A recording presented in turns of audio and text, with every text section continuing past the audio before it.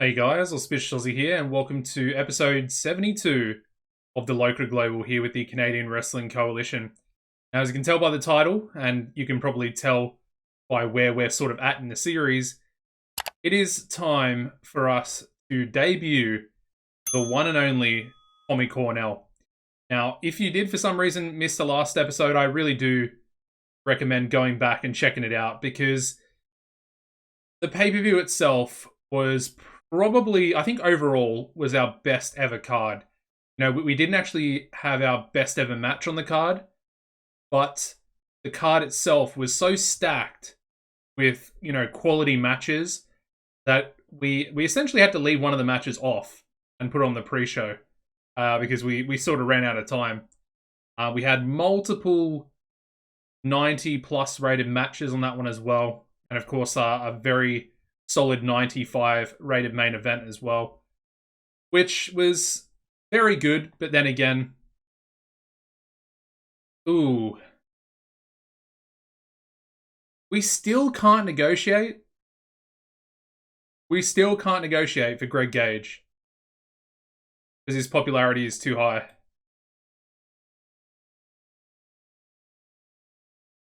That's really frustrating because it would have been so good to bring him in. Obviously, there's a lot of benefits there. But man, just bringing Greg in and then potentially getting Casey Glenn and Matthew Keith later, we could have had a pretty decent stable on our hands there as well. Anyway, we are signing this girl here, this woman, Dawn Lawler. She does look pretty good. This was set up in the last episode as well. She's got good entertainment skills, really good basics in selling, and then really good technical and brawling as well. Obviously, psychology on the low side, and also with the star quality on the low side as well. But honestly, I just think she's potentially good enough, and that's kind of all that really matters at the moment. We are going to send her down to OWC with the rest of our sort of developmental women. We were looking at this girl as well. We've sort of looked at her before when we actually signed our women's division. But she did sign an exclusive written contract with QAW. She is the bully. She has the bully personality. But as you can see, she's also really good as well, despite, having that terrible, terrible personality. Anyway, in the last episode, we also set up all of our sort of broadcasting deals as well. I was recommended to possibly bring George Wolf in, and I was going to, but I don't think I will, purely for the fact that if I was going to bring him in, it would only be on like a 2-month contract, and ultimately, I think we're honestly just better off using our own talent, to be fair. And, even if it is only 2 months, that's 2 months that essentially being taken away from somebody else. So I think we're gonna move past George Wolf, even though I do have a fairly soft spot in my heart for him, because I did have him on a personal series, or I should say personal save, that didn't go to YouTube back on 2016, and he was one of my big stars. So it's a tough one, but I think, for the sake of this series, I want to try and at least use the roster that we've already got. Anyway, in regards to the size, we actually went up to 90 popularity in Ontario, which is just, it's absolutely insane. We're also up to 74 in Alberta, so we're literally 3 points away from going up to big size, which is, it's just absolutely insane, to be honest, and we're 1 to 2 months, 1.5 months away, essentially, from going up to big size. And then even still, I would have to assume that we're pretty close to going up to large. Because as you can see, our popularity across the US, it's looking really, really healthy. Even in Mexico, we're starting to really kick on. And of course, we also upgraded our broadcaster in that last episode as well. We went up to big coverage in Mexico. And we also went up to medium coverage there in Europe as well. So we were, as you can see, we were sitting just under 16 million. We've dropped back down to just under 8 million at the moment, but It's fine. You know, the additional pay-per-view coverage we have with our new pay-per-view deals going into One Ring to rule them all for this month is really, really going to boost the profitability. Even though we're now paying for Tommy Cornell and his very expensive contract.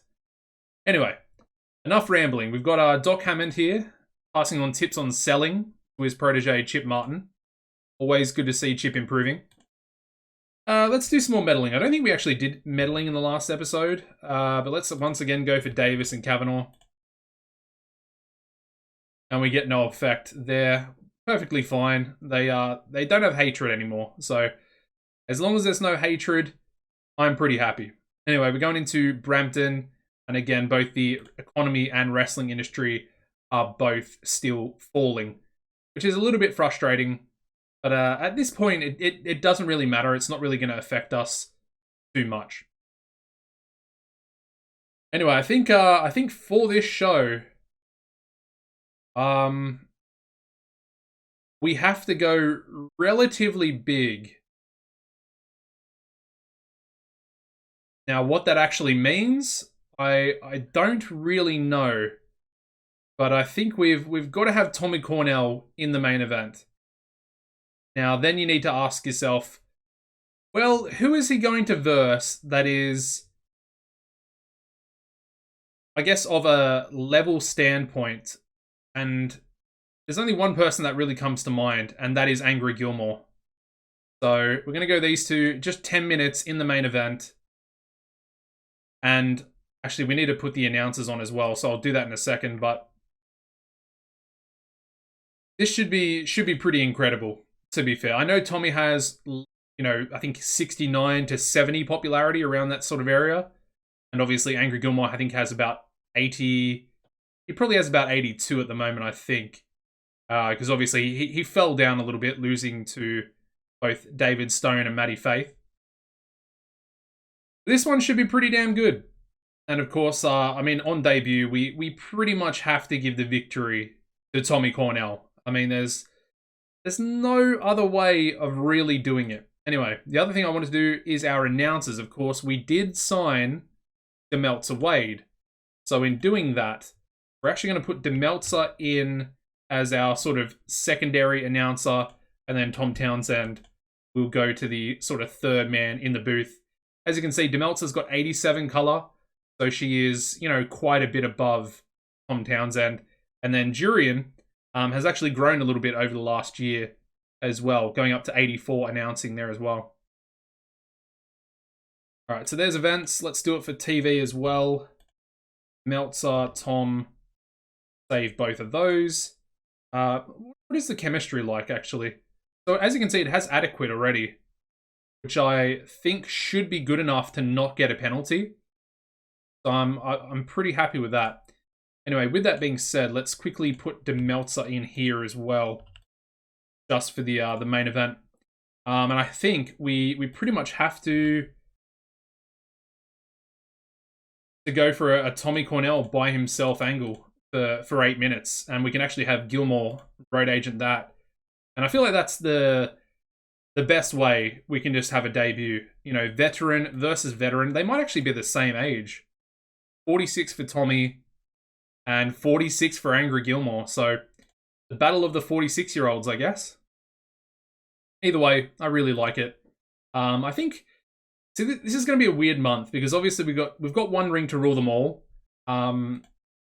We don't really need to change any storylines per se. This one's obviously going to stay New Kid on the Block. I think we're going to remove Maddie Faith from that, and then we're going to add in Marvel Malloy, because they're going to feud for a little while. Probably having a match at Final Chapter. This one, I guess we can just end, to be fair. There's no real point in that one being there. Unified World title. This is a weird one, but I think just for the sake of One Ring to rule them all, I think we might actually put Maddie Faith just into this storyline. Just to... Because obviously some of these guys, obviously Logan's not going to be involved, but Maddie Faith, Mobstar, and Jackpot, they will all be involved in One Ring to Rule Them All. And you can kind of bet that they're going to have a pretty big role to play. The tag titles. See, the tag titles is kind of a weird one as well, because I would kind of want to, I guess, continue with that, but I don't know. They've kind of already been feuding for 2 months, even though the first time they met was in that triple threat tag team match as well. Anyway, let's just book. So I think we want to do a little bit of stable warfare for at least this first episode. We haven't really focused on it too much recently, but what we want to do, I guess we want to just go for Aldous, Mutant, and Aussie Darkstein together. Obviously, in the last episode, we found out that Mutant will be the Forces of Darkness representative into One Ring to Rule Them All. Of course, they only have one competitor per team, so there we go. And I think they're going to take on the LA Stars, and I know I said Stable Warfare, but they're going to take on the LA Stars, and where is he? Shooting Star Perez. Should be a relatively good match, and I think I actually want to give Darkstein the victories here, because as we saw at the end of last episode, his popularity has taken a bit of a nosedive off a cliff, and he ain't looking too good at the moment. Anyway, next match we want to do, I think, is, let's go for next gen. So David Stone can team up with Young and Wasted, and they can take on Los Hermanos. I think is a decent little option, actually. Getting Los Hermanos on TV. Obviously, David Stone picking up the victory in this one. I think we'll go storytelling as well.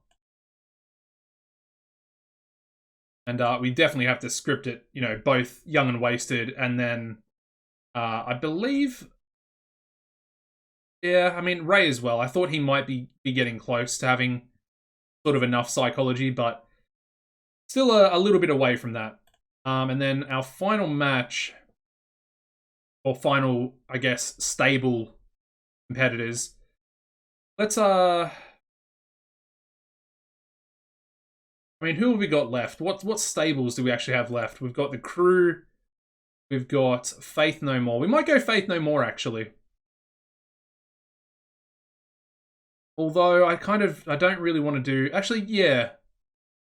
Let's do that. Actually, I might save that for the next show, because that's actually a pretty decent, maybe, main event level match with Faith No More. Although Rock and Ryan and Stan Manor, they are very, very old now.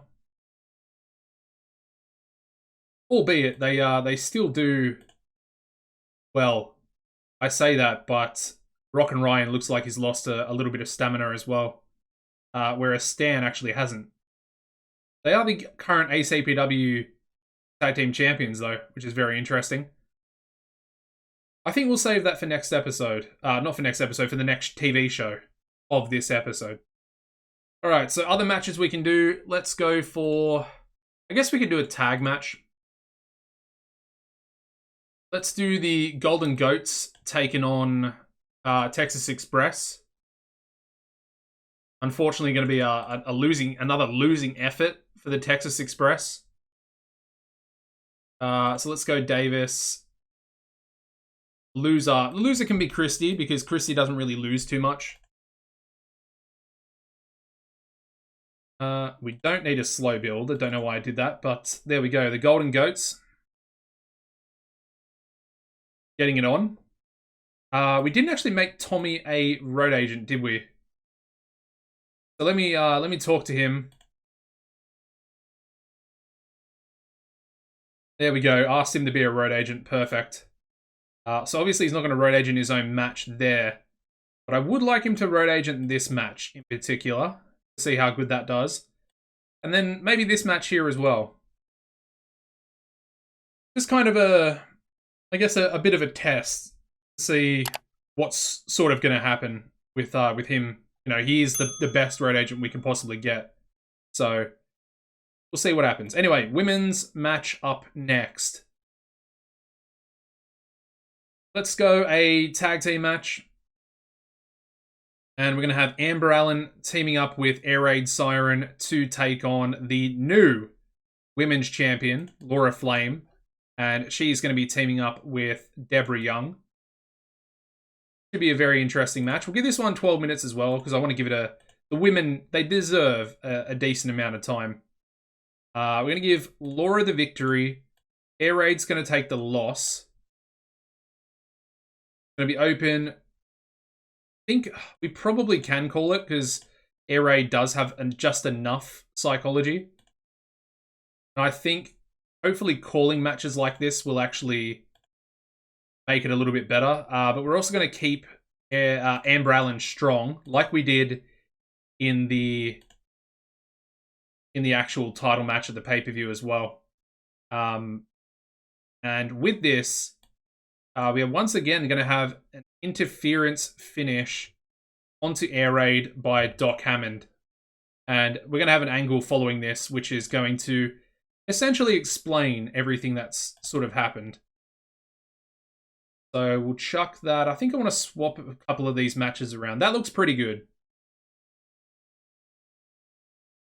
Actually, no. Let's put the Golden Goats first.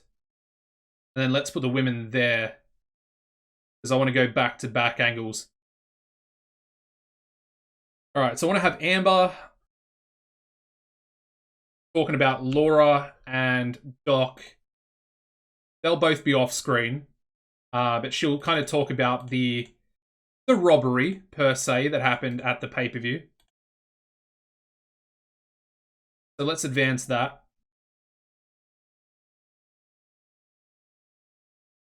That should be pretty good. But then we're going to have a following angle where both Doc and Laura are both going to have a little bit of a say, and I'll kind of explain it once we actually get into the show.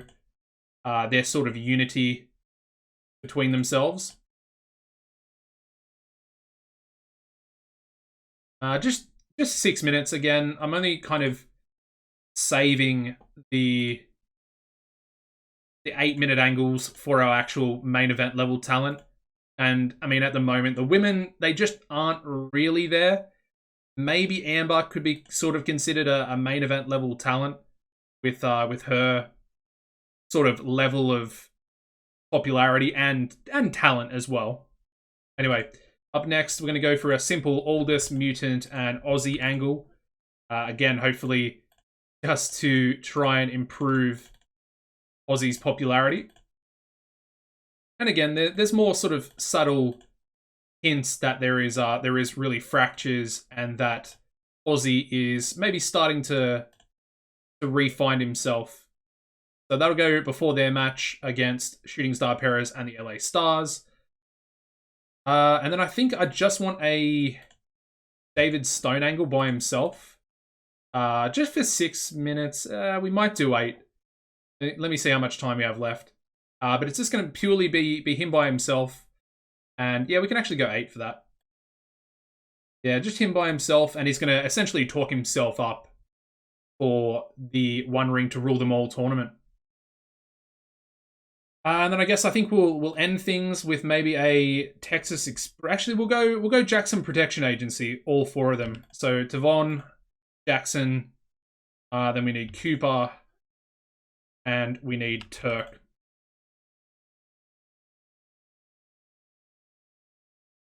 And I guess we'll give them all success. Obviously, some are in different storylines. I guess it's just continuing that storyline, actually. I should maybe put Tavon into the Push for Canada storyline as well. Albeit not gonna be too much sort of taking place there. At least for this month anyway. We do have a little bit more time. So we might actually start the show off with a either with I was gonna say a women's match, but I think I want to do a bit of a squash match, perhaps. So let's go. I'm going to go like this. We're going to go Giant Brody taking on Zombie Boy in a 5-minute squash match to open the show. And Brody's obviously going to win. He's going to dominate. We do need to call it because of Mr. Scatterbrain himself, Zombie Boy, but there we go. Should be pretty good. I'm going to go Tommy Cornell on that one as well, just to try and make sure. I mean, realistically, I could probably give Brody a menace angle as well. There's we've literally got 4 minutes left, so there we go. Nice little menace angle. And we're at 125 minutes. Perfect. Alright, pre-show stuff. Go a couple of simple tag matches. Let's have the crew take on Job Squad. Give Papa Swole a nice big victory there as well.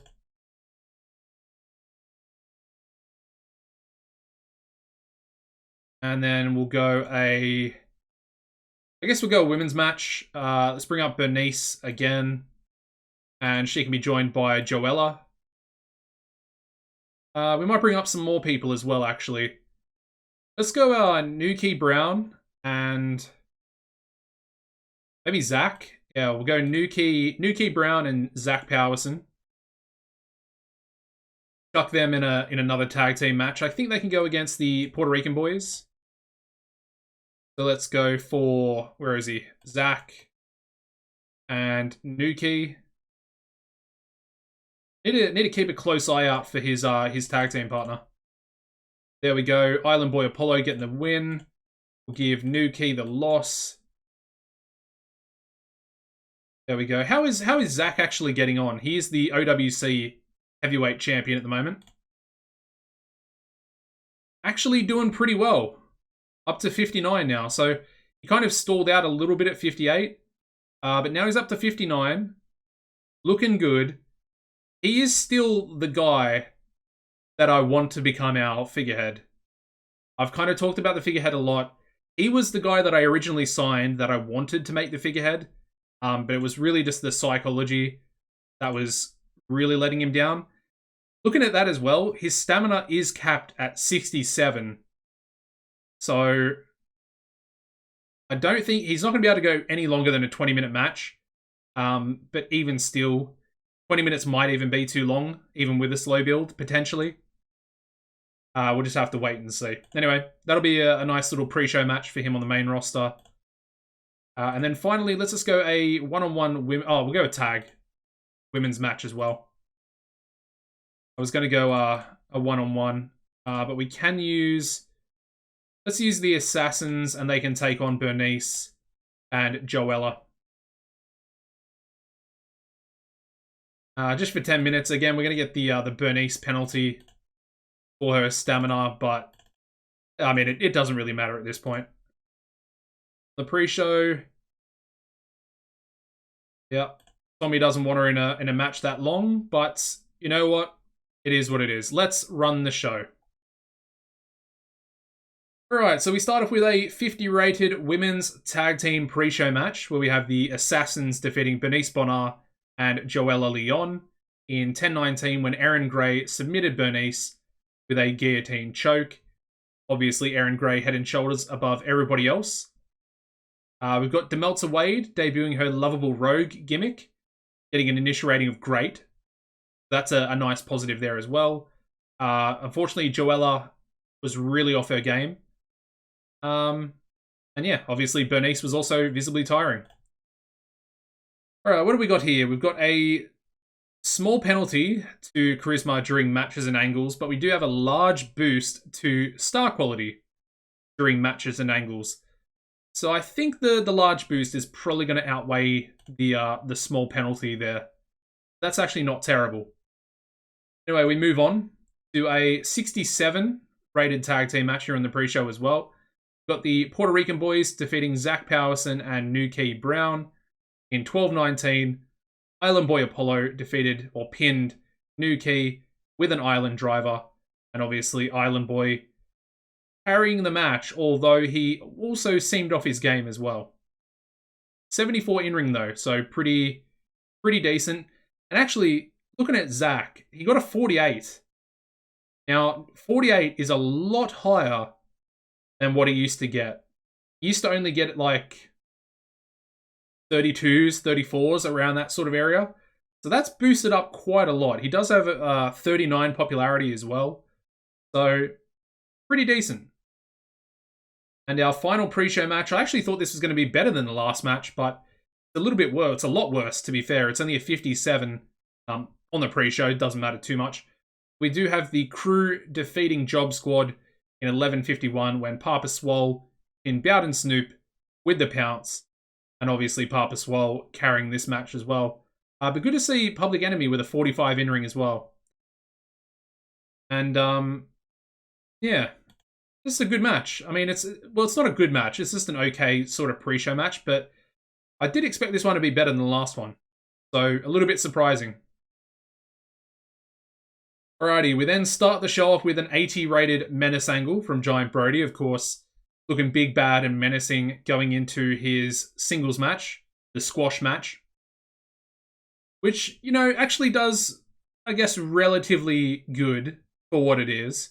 Now, Zombie Boy does have pretty good selling, so a 56 is not terrible. It is, again, only a 5-minute squash match. We do have Giant Brody defeating Zombie Boy in 5:16 by pinfall with a wicked big foot. And, yeah, 78 in-ring, so obviously their sort of in-ring performances are a lot better, so thinking about it from this regard, doing a squash match, probably not very beneficial, because making this one maybe 10 minutes long would have been better. Get rid of the angle, or have it be 9 minutes long, for example. Get rid of the Menace angle, have it work the crowd, probably would have been a much better show opening. So sometimes it is better to just go for a more standard opening type match. Obviously, squash matches probably not the best way to start a show. Alright, we then go into an 85 rated angle with the Jackson Protection Agency. Of course, once again, they sort of reiterate the fact that they are, you know, up for hire. It is probably one of the most important months in the calendar year. Probably, I would say maybe second or third on the calendar year of, you know, special events that do take place, being the One Ring to Rule Them All tournament. And they say that they're up for hire. It's going to cost a pretty penny, but their services will be available, and their services will be, you know, wins guaranteed per se.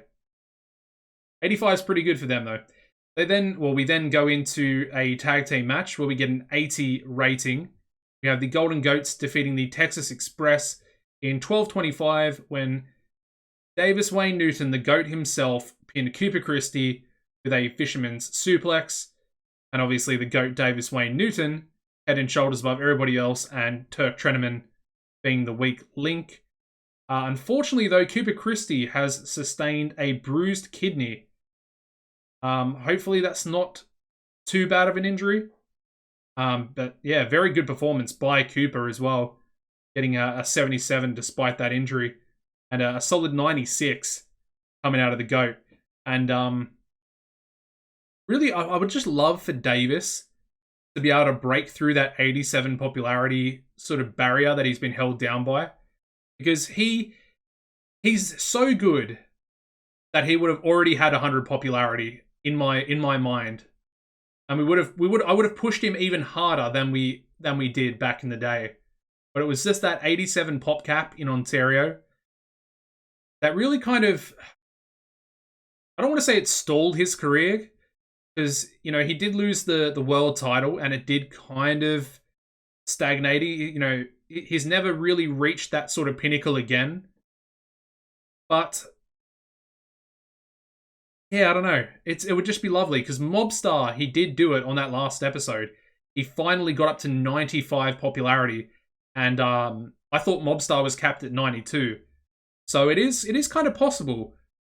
I'd love to see that, at least going, you know, towards the end of his career. I would love, absolutely love for him to get into the 90s, and then for him to have one last title reign would be a perfect way to end the career of the GOAT. Anyway, there's Cooper's bruised kidney in that match. Probably not a botch. Anyway, we move into a 100 rated angle. This one coming from the prodigy himself, the next generation David Stone. And of course, he says that he is the entrant from Next Gen that will be taking part in One Ring to Rule Them All. He's obviously the leader of that stable, and he has therefore declared himself as the entrant. As you can see, 100 rated, without Angry Gilmore in it as well. This guy, he's actually our #1 franchise player. Of course, we had a look at the creative meeting in that last episode. He is above the 100 popularity Logan Wolfsbane. And I think David's only at about 88 or somewhere around there, level popularity. I don't think he's broken into the 90s just yet. But this very well could be the month that he does it. Yeah, improvising well, just a good angle, and he basically says that he's going to win the tournament, for lack of a better term. Going to go all the way. Alrighty, we then go into a stable warfare match, getting a 79, which is it's very impressive considering it is against Brothers for Life. But we do have Next Gen defeating Brothers for Life in 11:39 when David Stone submitted Louise Frost with a stone hold, and obviously David head and shoulders above everybody else, and Louise being the weak link in there as well. David Stone with an 84, and then Brett with a 73, and Taylor with a bit lower with a 70 in ring there as well. That's a really good match though, very good. And I think it was storytelling as well, if I'm not mistaken. Alrighty, we then go into... They were supposed to be off screen. Never mind. Anyway, we get a 75 rated angle. Of course, Amber Allen is the only one actually rated during this angle. I guess we can have Laura and Doc. They're going to be at ringside anyway because they're involved in the tag team match. Well, obviously Doc is getting involved in that tag team match. But Amber says that, Doc and Laura have some... Well, Doc especially has some explaining to do. And, he can't... Or she can't believe that he got involved at their pay-per-view women's title match and essentially handed the victory to Laura Flame. And as you can imagine, Amber she's pretty peed off. She really, really wants to get her hands on Laura Flame. Unfortunately, once again, she actually did not do well without a script to follow there. A little bit worrying because that's 2 back-to-back. She also had one at the pay-per-view in the last episode that he didn't do well with either. Anyway, women's tag team match is very, very good. We somehow get a 78 rated women's tag team match here with Laura Flame and Debra Young defeating Amber Allen and Air Raid Siren in 12:15 when Laura Flame pinned Air Raid Siren with a flame fire kick following interference from Doc Hammond. Once again getting involved, and this time costing Air Raid Siren, well, I guess Amber Allen's team, the victory here, and getting Laura another victory under her belt as well. Very solid 86 there for Amber Allen, and then we got a nice 74 there for Laura Flame as well. She did improve quite a lot with that big victory, sort of unexpected victory as well, you might say. Alright, we then actually go into a better rated angle than Amber's. And we have Laura Flame and Doc Hammond both doing a bit of talking in this angle. And of course, we have Laura and Doc essentially announce that they are together. They're in a relationship. This is sort of gone on behind closed doors, under the guise of everybody's nose. No one had any idea that they were sort of romantically involved with each other. But this kind of explains a lot. It explains how Laura Flame got access months ago to Doc Hammond's office, when obviously his office is normally under lock and key. So normally it's locked. She had access. A little bit of canoodling together per se. Some things that maybe shouldn't be happening in an office of a women's division commissioner as well. And, some inappropriate relationships what would you call it? I guess in a workplace as well. But yeah, that's the storyline we're going with. We're going with Doc Hammond, Laura Flame. Potentially, it's a real relationship. Potentially, maybe it's just Laura Flame using Doc Hammond as the Women's Division Commissioner in order to get her hands on the title, as she's already done so. Who knows what's going to happen in the future? But I like where this storyline's going for the meantime, because this storyline literally, I had no idea we're going to go with it. It was literally the fact that I forgot to book the women's title in that Fatal 4-Way match at the two pay-per-views ago, essentially. And I feel like this has actually really sort of piqued my interest, this storyline, and I'm assuming it might have piqued some of your guys' interest as well. I feel like it's actually one of my better, I guess, developed ideas that I've had since, messing up the original Fatal 4-Way match. And I really like it. So there we go. Doc Hammond, Laura Flame. Doc is essentially, because he is actually a manager, along with being a road agent. So what we're going to do, we're going to have Doc now be Laura's manager as well. But he's, again, still the Women's Division Commissioner. I guess it's kind of going to be a little bit like the Authority in the WWE, but obviously not as sort of big and, I guess, dominant as well. But there's some similarities between those types of groups and this newly formed relationship. Anyway, 76 actually beating out Amber Allens, which is pretty impressive, and Laura coming across well and having the freedom to go off script and performing well. Alrighty, we then go into a 100 rated angle. Again, this is very important, this 100, because we need to try and get Darkstein's popularity back up. And at the same time, we also need to continue to try and improve Mutant's popularity as well, because we want that to be as high as possible. We kind of want all of our tournament competitors to be at their peak, if you will. We want them all to be looking really strong and having a decent amount of momentum behind them going into that actual tournament. Hence why Giant Brody getting a win, obviously David Stone's team getting a win, Davis's team getting a win. There's a lot of, I guess, building we're trying to do in that regard to try and get people's popularity up a bit higher. Anyway, we then go into their 6-man tag, and it does extremely well. We get a 91 6-man tag match. Wasn't expecting that rating, to be fair. I was expecting maybe like an 85, but a 91 is pretty much pay-per-view quality. But we do have Forces of Darkness, of course, Blackfriar, Mutant, and Darkstein. And they defeat Shooting Star Perez and the LA Stars in 12:26 when Aussie Darkstein pinned Shooting Star Perez with a golden shower. And yeah, I mean, Aldis obviously head and shoulders above everybody else in the match. But LA Star number 2 with a 76, which is the same rating that Mutant actually got. I think we might actually have LA Star number 2 go into the One Ring to Rule Them All tournament. I know I kind of was just talking about momentum and stuff like that, but we can very easily give this tag team a bit of momentum over the next, the next show and also, the next episode as well. Especially after this 91 rated match. Very impressive stuff. And again, Tommy Cornell was actually the road agent for this one as well. Possibly the Cornell effect there. Alrighty, we then go into a 73 rated angle, and we finally have the on-screen debut of the Cornell-verse himself, Mr. Tommy Cornell, debuting his straight edge gimmick, getting an initial rating of great, and as you can see, he clearly enjoyed having the freedom to go off script and performed well. It's only a 73, but you know what? It's just a positive. It's just good to see.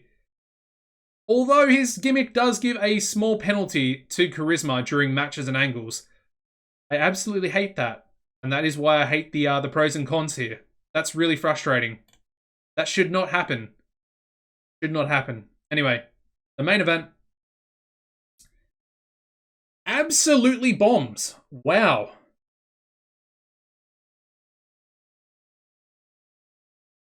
All right, so there are obvious reasons for this.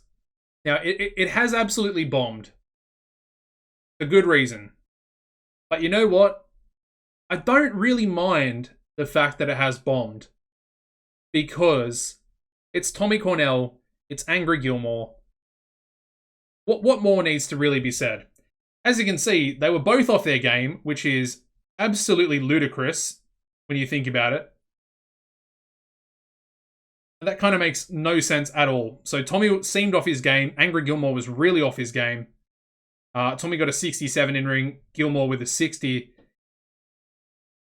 That's just a strange one. But then at the same time, they're both in time decline. They both got penalized for inconsistency. Gilmore got penalized for stamina in a 10-minute match, which is terrible. And obviously, a lack of a storyline there as well. We definitely should have gone with the other match, but you know what? It's Tommy Cornell's debut. It is what it is. We get an 81 for that show. You know what? I'm fine with it. I'm perfectly fine. It's his debut. We don't lose popularity, so that's perfect at this stage. It is what it is. Obviously, we're not going to put Tommy in the main event of any more shows unless he is sort of taking on anybody of substantial note that is also not in time decline. That would probably be a pretty good idea. Alrighty, Greg Gage being offered a lot of contracts by a lot of, well, 21CW, but a lot of Japanese companies. You've got Burning Hammer, you got Pride Glory, you got EX 2010, Black Canvas, and then WLW as well. Alright, we got Davis here with an opinion. He's thinking that Tavon Blake Jr. has charisma and the kid has a lot of upside. Okay, I mean, I would tend to agree with him. What is his charisma? It's only 69. The fact that he's got 32 star quality, I mean, that just looks pretty terrible, to be honest. But there we go. Anyway, we've got a 4.66 TV rating. Just over 3.5 million viewers overall, which is very, very decent. Let's also check out Cooper Christie's injury. So he's going to be out for 17 days. So he will be available for the actual pay-per-view show itself, which is pretty good. We can also still use him in angles as well if we need to. But that should be fine. And again, let's go to Laura because we need to make Doc her manager. So Doc Hammond, there we go. He's up to 71 popularity as well, which is very good. Actually, let me have a look at Tommy. Okay, so he has actually gained some popularity, which is good. We want him to be sort of gaining as much popularity sort of as fast as possible, to be honest. So he's already up about five points already just from that one show. And again, he will be used basically on every show going into the tournament. So I'm expecting pretty good things. Also, I really wish this would hurry up and get up to level 7 so we can start improving towards level 8. How much money did we just make?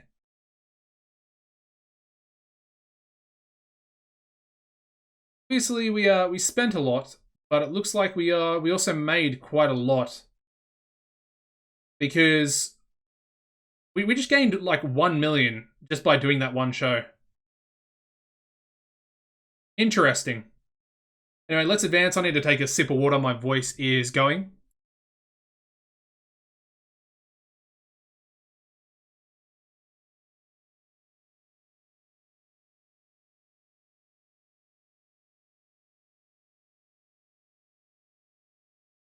Alright, so obviously, I mean, it's not really the debut that we wanted for Tommy.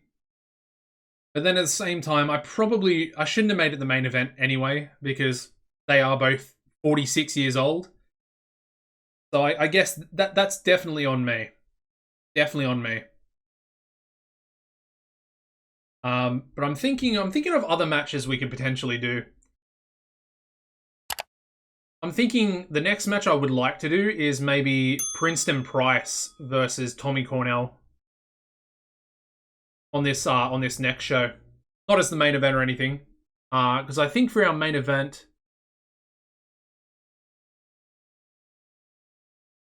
yeah, I'm not too sure. I sort of had an idea, but I'm not 100% sure how I'm actually going to do it. We'll have to wait and see. Anyway, this next show is obviously going to be much better. We're not going to get another 64 rated main event match. That was just really, I don't know. It was a little bit anticlimactic, but at the same time, it's Tommy Cornell, so like I said, I don't really care. I'm expecting Tommy to really put on some good, high quality matches. Just not against another person that's in time decline, stamina issues for a 10-minute match. Yeah, there was just a whole myriad of issues there coming out of that one, to be honest.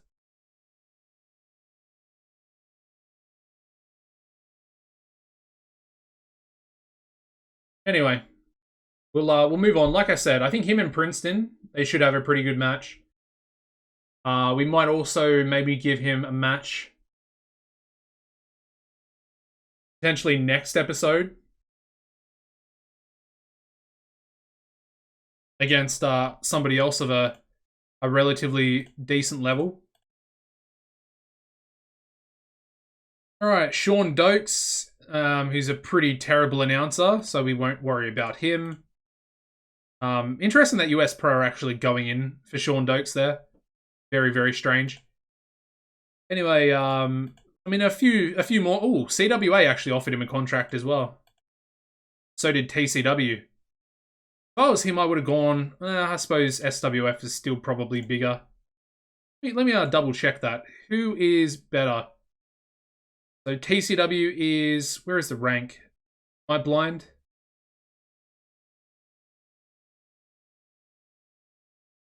I feel like I'm blind. Why can't I see it? It's right in front of me. Ranked 6. Don't know how I couldn't see that. Anyway, and then SWF. Second. And obviously, I'm assuming, yeah, US Pro, still ranked first in the world. We need to get to the same size as them. We will do it, but it's going to take a little while. Anyway, let's get into this final show of the episode. Get it done and dusted, and we shall move into next episode, which I'm really looking forward to. Obviously, we're going to have the go-home show and all that as well. Anyway, Papa Swole helping create a fun and relaxed atmosphere backstage. And then we've got Wrestlers Court here with Stan Manor being brought before Tommy Cornell. And yeah, he's got a small positive impact as well. So, again, the Cornell effect, really. Another sort of locker room leader to go along with Angry Gilmore. Is always nice to see. Still no effect on the old meddling. And of course, tonight's show, we're going to Hamilton.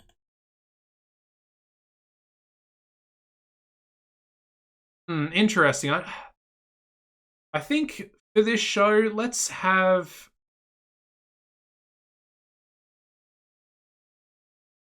maybe have Marvel Malloy. Actually, no, let's go James Chester. I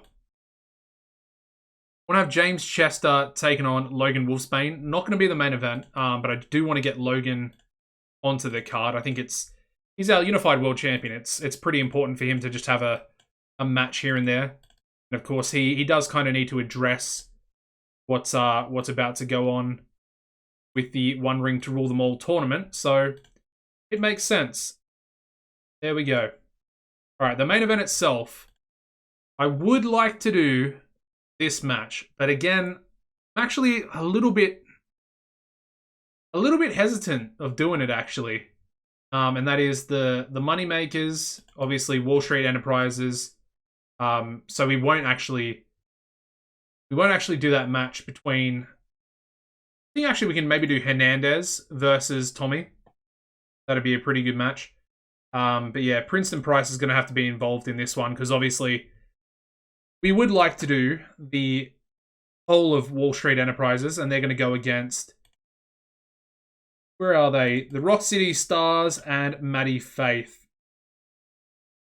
Hopefully, Maddie Faith and then these three boys will be able to sort of carry the match to the level that I want it to be at. But I am slightly hesitant as to what's going to happen. I might even just go 13 with that. I was going to go 20 on it, but it's literally just not necessary, is it? Again, the whole match length just not really necessary. Really not. Anyway, Rock and Ryan Turner can be our loser there. We will call it, and it will be decisive. So there we go. That'll be our main event. I guess going into that, I think I want to give Jackpot a angle for himself. And again, this will be him declaring himself for the One Ring to Rule Them All tournament. And this is actually going to advance the Unified World Title storyline. There we go. And again, I guess we need to give Logan an angle just by himself to essentially address everything about the tournament itself. That'll be earlier in the show. Up next, let's have, I think, Amber Allen taking on Debra Young. So we'll go like that. I think I want to have... Let's have Laura at ringside. Obviously, Laura teaming up with Debra on their last show. But Amber is going to get the win. And it's going to be decisive. Funny if we had Doc be the road agent for that one, but we're not going to do that. And again, I think this time, let's actually script Amber with her angle. And she can just go on to Laura this time. We'll chuck her off screen, though. So script that one. We'll give it 8 minutes, because obviously I want to kind of test out the scripted version. And like I said, she is kind of that level at the moment. All right, up next, LA Stars gonna have a tag team match against... I don't know who, actually. Maybe the Northern Lights kind of makes sense. We haven't really used them on TV for a little while. There we go. So LA Star 2 is going to get the victory because he is at the moment the better performer. Although I think LA Star 1 is actually technically the better wrestler. So it's a little bit strange, perhaps, but we'll see what happens there. Alright, next match. Tommy Cornell. We might actually... Should I do a tag match?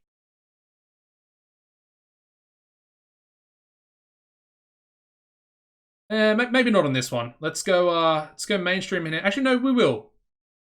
Let's do it like this. We're gonna blend a couple of storylines together. Well, not really a story. Well, one storyline, and then one not storyline, I guess. So Mainstream Hernandez and Mighty Kavanaugh are going to take on High Flying Hawaiian and Tommy Cornell. Just a nice, easy way, nice, easy win there for Tommy as well, and it actually gives High Flying a little bit of momentum because he did lose the pre-show match between him and Kavanaugh. So there we go. We'll make this one the storytelling match as well. And honestly, that looks relatively good. So let's go for Tommy and maybe do I go Tommy and Mainstream or do I just go Tommy and High Flying? Go Tommy and High Flying. Both on entertainment. 8 minutes. Angry to Road Agent. That'll be a nice little way. Yeah, I guess to start the show off. What else do we need to do? Trying to think of what I actually would like to do.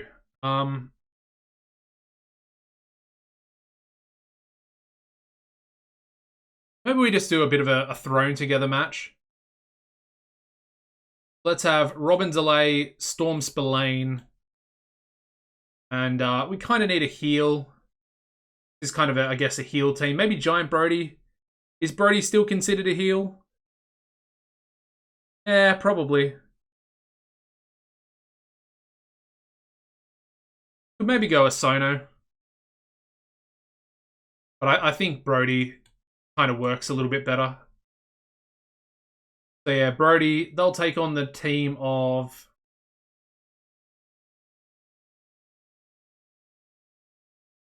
who will they? Who will they take on? That's a very good question. I guess we'll go the Puerto Rican boys and Shooting Star Perez again. Maybe we'll go Hocking instead. Let's get Hocking on the card. Yeah, I like that. Go with that. So Brody will get a nice win for himself there. I believe we can call it as well. Everybody in the match is pretty good. Monson and Quincy. There we go. We've got 6 minutes. Where do I want to use it, though? Well, who's not being used? I guess Mobstar. Let's have Mobstar come out and declare himself for the One Ring to Rule Them All tournament as well. Similar to Jackpot there at the end of the show. Looks pretty good. All right, let's go women's tag team action. Let's go for Laura and Selena to take on Amy and Ellie.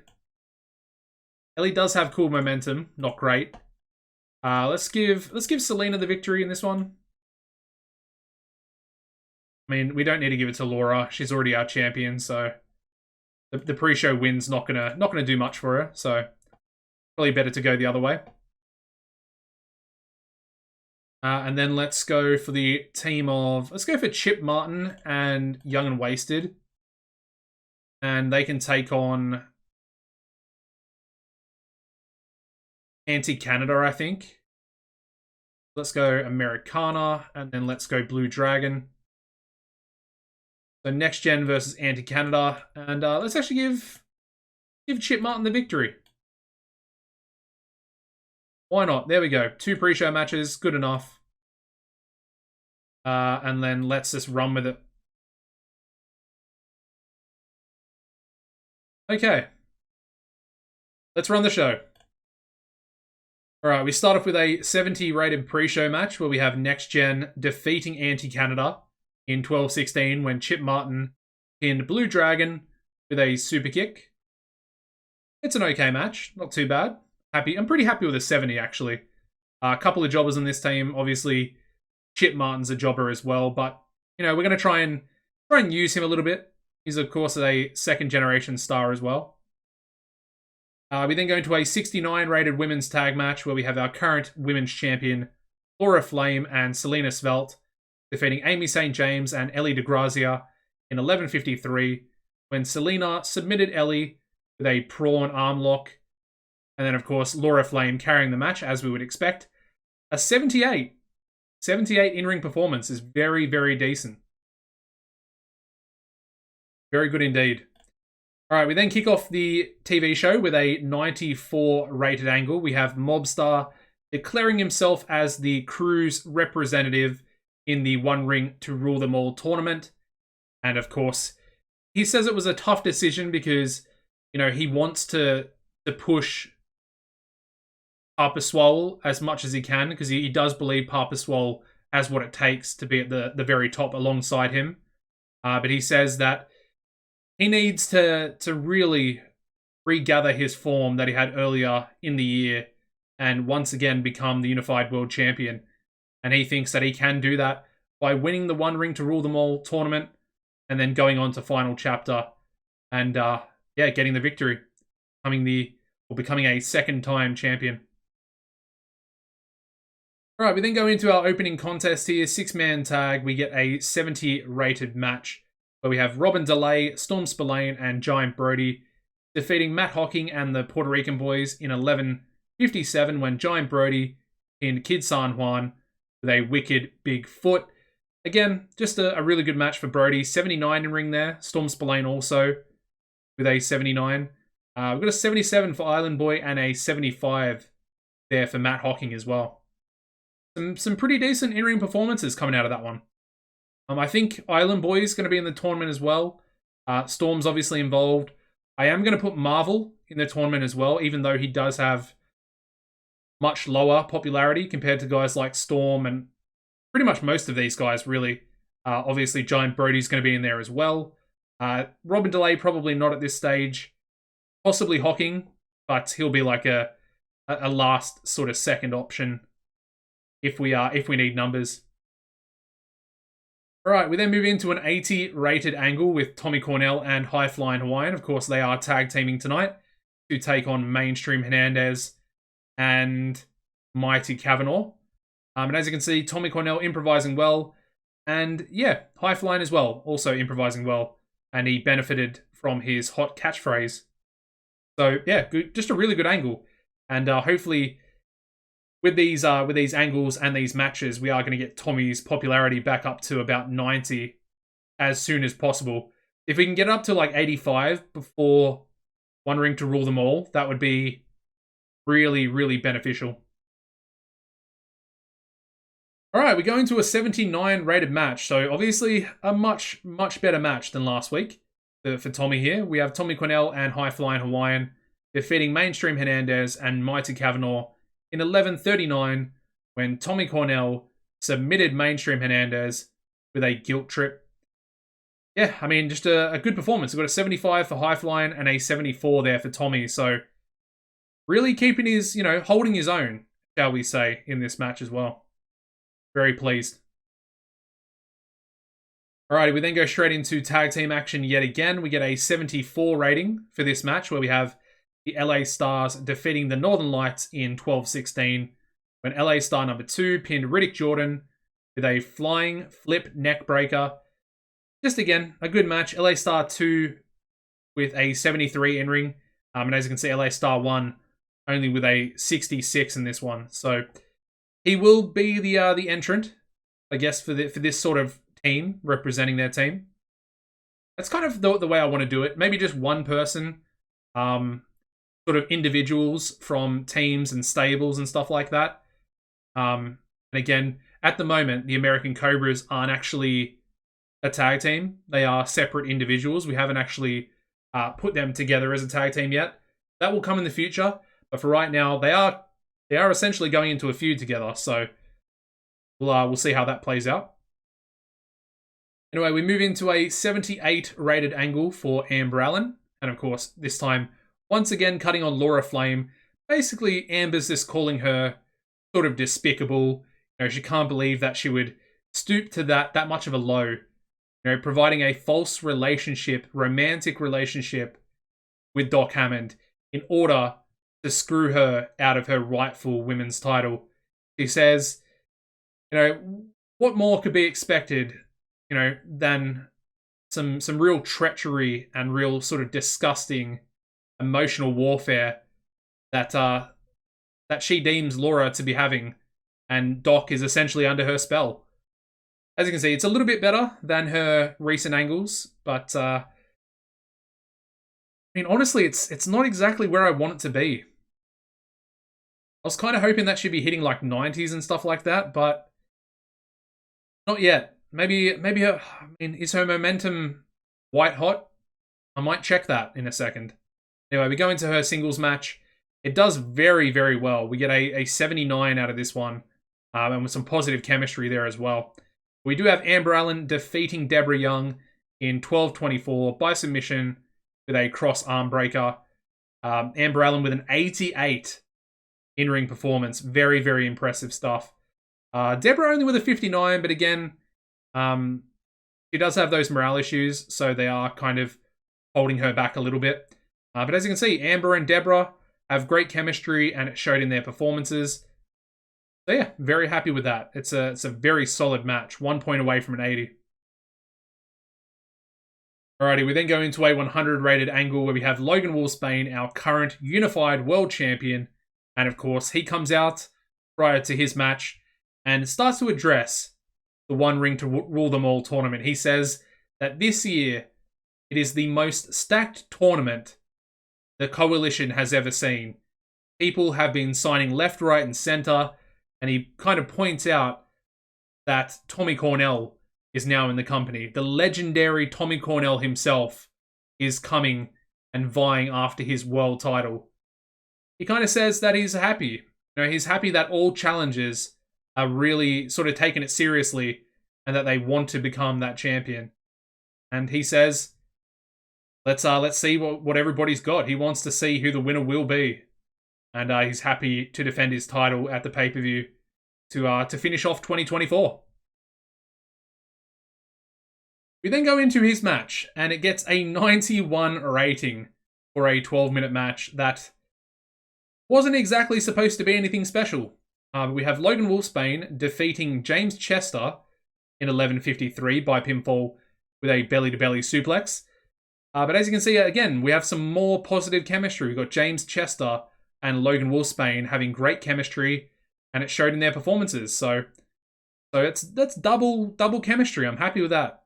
Positive chemistry is always good to see, whether it be, singles competition, tag team, chemistry with certain competitors, whatever it is.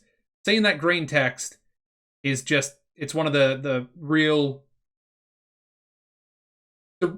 game functions that does bring just that little bit extra happiness, I feel. Whenever I see chemistry, like positive chemistry, I don't want to say negative, because negatives obviously has the adverse effect, but positive chemistry is always a great thing. That's what I'm trying to say. Anyway, we got a 100 in-ring from Logan and only a 44 there from James Chester. So as you can see, Logan carrying that match, or carrying that man, I should say, to a very, very dominant match rating. Alrighty, we then go into a 100 rated angle from Jackpot Jordan, Mr. Money himself, of course, the leader of Wall Street Enterprises. And he basically declares himself, like I said for Mobstar earlier in the show, but he goes one step further and says that he is going to win the tournament, and he is already looking forward to a rematch against Logan Wolfsbane. Of course, Jackpot was not pinned. He was not pinned in that triple threat match in the last episode. So he says that he more or less deserves to win the One Ring to Rule Them All tournament. He deserves to win it, go on to the pay-per-view next month, and get his one-on-one opportunity at winning the Unified World title. As you can see, Jackpot clearly enjoying having the freedom to go off script and performed well. Great stuff. Good to see him get a 100. I think that might be his first ever 100 rated angle by himself. Obviously, I think we got 99 with the three members last month. But I'm not sure if he's ever got a 100 by himself. So I'm very, very happy. And as you can see, announcing quality lifting the segment, and the color commentary actually giving the segment a boost. You'll love to see it. The main event, please at least be an 85. That's what I need as a minimum. And it's not an 85. I knew it was a bit of a risk. I did know it was a bit of a risk putting the Rock City Stars in there. We get an 82. It's not what it needs to be, which is very unfortunate. I want to say it's okay, but it's really not. This is two back-to-back main events that they're just not up to scratch. And if we're just about to go up to big size, we're going to start to be involved in like what are they called? National battles.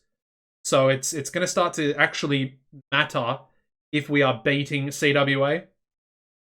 Actually, I think it's going to matter if we are able to beat the other companies as well, such as US Pro, such as SWF, TCW, potentially whoever else is, I guess, big-sized.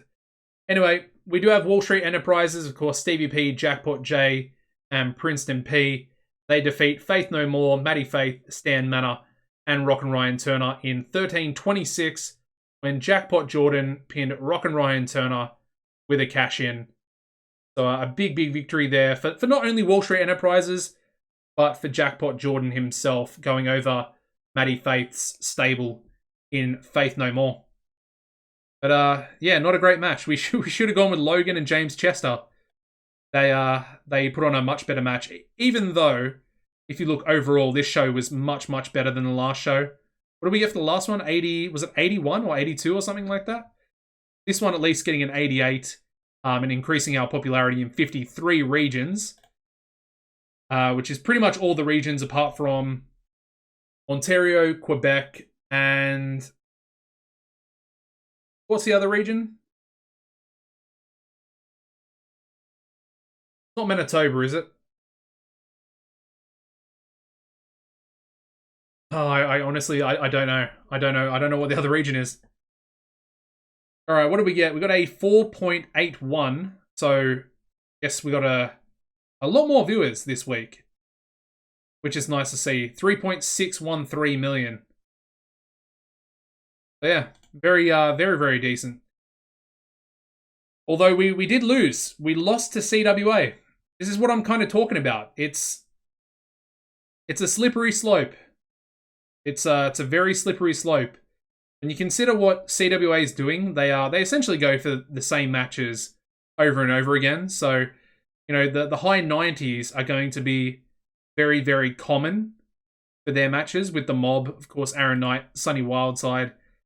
You know, even versing this team of Jared Johnson and Mikey Lau, they're going to be doing big things. And they got a 95. And then again, you got the women as well. You got Brooke Tyler defeating Lauren Easter. Some of you guys think maybe we should have just given her some creative control, or at least paid her way over the odds and brought her in. Might have been a decent thing to do, because her and Brooke getting a 93 there as well for a 92 overall rated show for this week's TV, the CWA. Anyway, nothing we can do about it, I guess. We've got to move on. Anyway, let's check size. We are up to 75 in Alberta. And I was correct. It is indeed Manitoba. So I'm happy about that. At least I was right about something for once. But yeah, 75 in Alberta. We're 2 points away. 2 points away from going up to big size. We can probably do it this month. We could probably do it this month. I mean, we were 74. 2 shows later, we've gone up to 75. Next episode after the 2 shows, the 2 TV shows, we could be up to 76.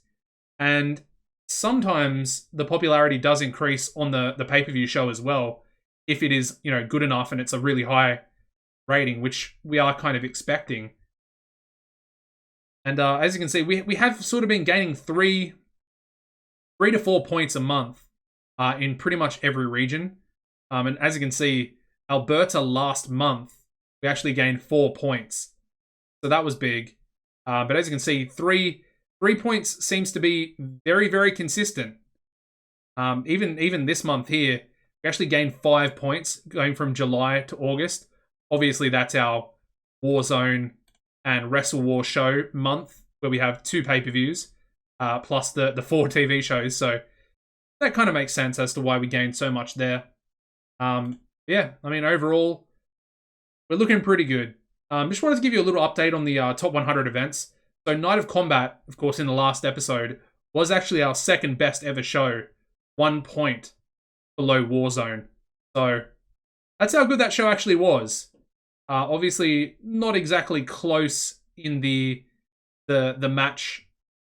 matches category. As you can see, there is the match there from Night of Combat. Only with a 95, but to be fair, it is actually the highest rated 95 that we do have. Actually beating out Logan versus Taylor. Might be interesting if I do Logan versus Brett Kyle. That could be a very interesting match as well. I might do that on the next episode, if I can remember. Or we might even do like Aldis, because Aldis kind of needs to do something. Because he's not going to be involved at the actual pay-per-view. Maybe we could do like a little tag team match between Aldis and Logan.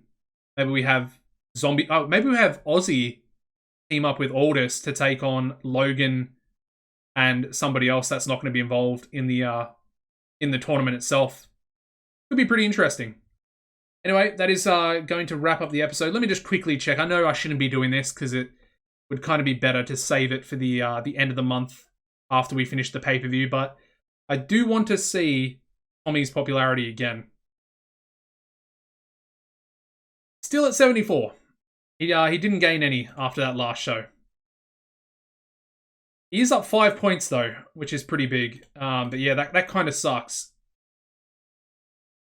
Anyway, it doesn't matter. He is up to 74, another big win, and who knows where he'll be at. And again, he's going into the tournament, so you know you would expect him to at least potentially make the semi-finals, maybe. That would kind of be my guess, and where I'm tending to lean towards, or where I would like him to be at. Anyways, guys, that is going to end the episode. If you haven't yet, please smash a like on the video. It really does help the video with the algorithm find a few more people. And of course, the more people that watch the series, the more people that can enjoy it. Anyway, if you are enjoying the series, please make sure you subscribe to the YouTube channel, turn the notification bell on, and you'll be notified when all these episodes come out. And apart from that, guys, as always, take it easy and goodbye.